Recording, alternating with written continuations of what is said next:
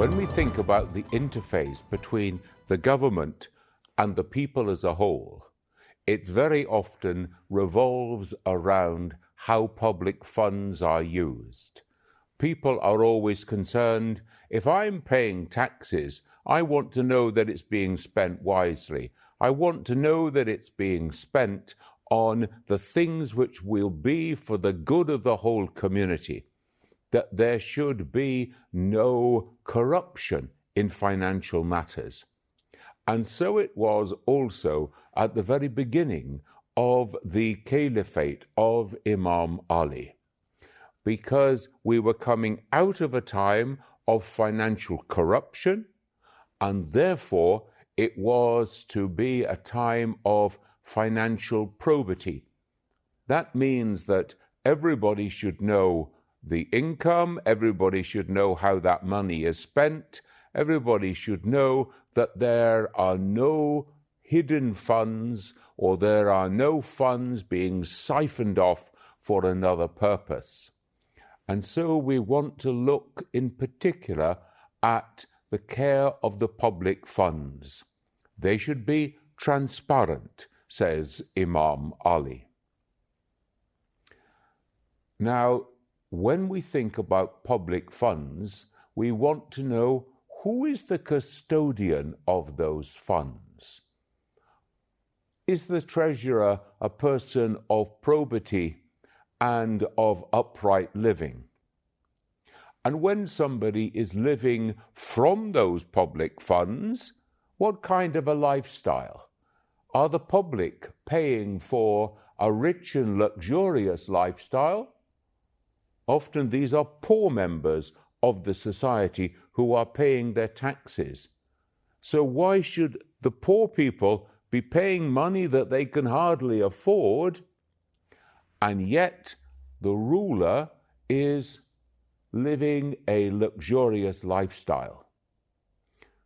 So in the same way then, Imam Ali brings in first and foremost a rule that says that all people should receive the same stipend from the public funds, that everybody should be treated equally, and that includes himself.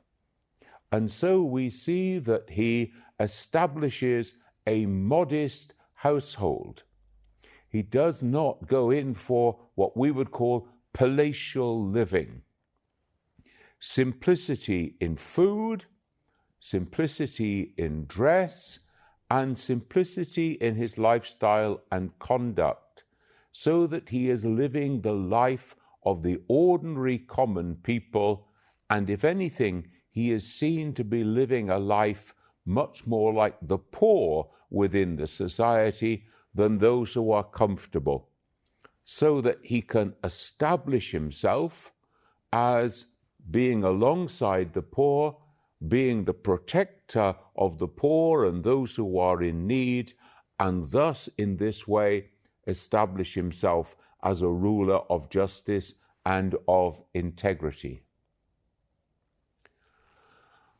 One of the rules that Ali gives for the public treasury is to say that there should not be an accumulation of wealth, so that we know that the money coming in is being used now for the good of the community.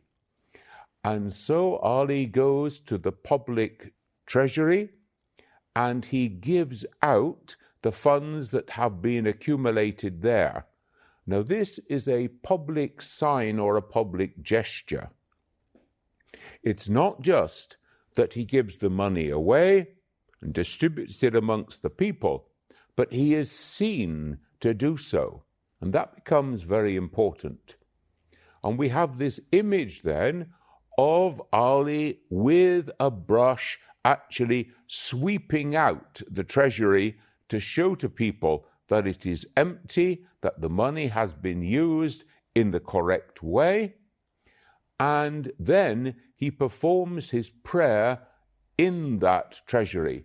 In other words, to show symbolically that justice with the public funds is an act of ibadah, in exactly the same way as doing one's prayers is an act of the worship of God. So both the prayer and justice become godly acts. We're reminded here, of course, of one of the traditions that we note from the life of the Prophet himself. And we are told that Muhammad always went to bed at night with empty pockets. Muhammad was never seeking to build up funds for himself. He was always caring for those who were poorest and most disadvantaged in his community. And the gesture of empty pockets becomes a very important sign of living that kind of life. In the same way, the Bible uses the example of the judge.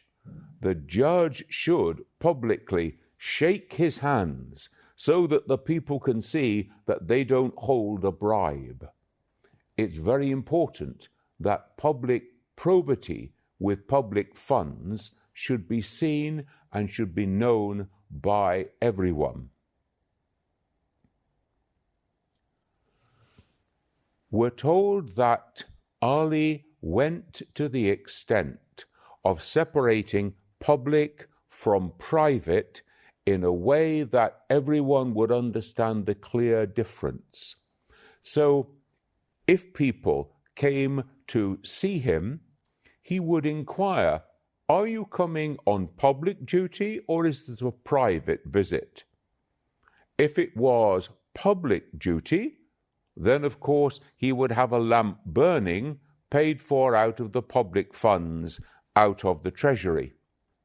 But if they said, "No, this is a private matter I want to discuss," he would actually put out that public light, and then he would light up his private lamp. That would be lamp that was running on oil that he had paid for from his own pocket. And we see that characteristic of openness and of integrity in the life of Imam Ali here. When Ali comes to give away money, to give gifts, he is not taking the money from the public treasury to give away as gifts, but rather he is always taking money from his own private funds to give away as gifts, so that nobody could say that people are profiting unfairly from the public funds of the people. And collecting money in that way was a way of keeping integrity with the people and also with God.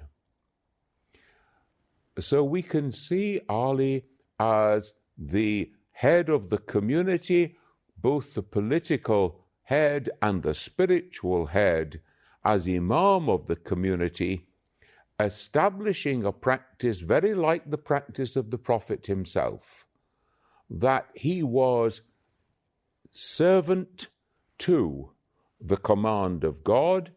He was under the direction of the law as given through the Quran, as implemented by the Prophet. He was not above the law, so that everyone would know that he was alongside them in their need and in their want, and that they could come to him and they would receive justice, they would receive equality in financial matters as well as in legal matters. And so a whole change was brought about in the public face of leadership during the time of Imam Ali, that both justice and treasury and access to the Imam, and also the way in which he conducted his own private life, these were all symbolic acts to show that he was truly working according to the guidance of God and being the guide for the whole community.